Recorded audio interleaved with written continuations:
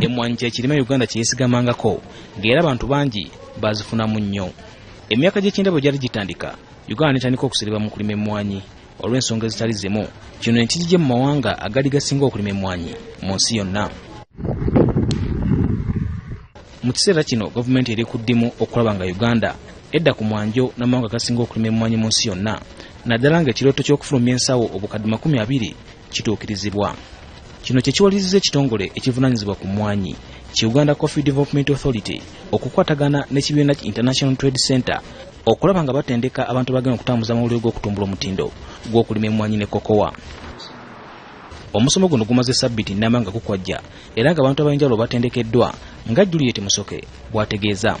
Okusoma kwa leero okwa weekend tubadde kukwatagana na buyonjo, kukwatagana ku bulamu, health and safety, enkuuma y'ebimera byaffe bino tubikwata tutya, okulaba nti bwe biba biva mu nnimiro tubikwata tutya, bwe tuba tubiprocesinga tubikwata tutya, bwe tuba tubitwala okugenda ebweru tubikwata tutya. Enteekateeka eno bwagala etambula ebitundu by'eggwanga byonna ebirima emmwanyi, abalimi basobole okutegeera emmwanyi eyeetaagibwa mu katale k'ensi yonna. Abantu bano tunamala okubasomesa tubayita ba quality champions, tugenda basindika babeere bamentalinga bakookinga essence zino okutumbula omutindo gwa kofi.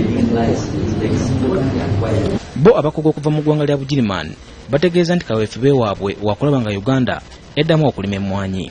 Osiano Mukiibi, BBS ageesigika.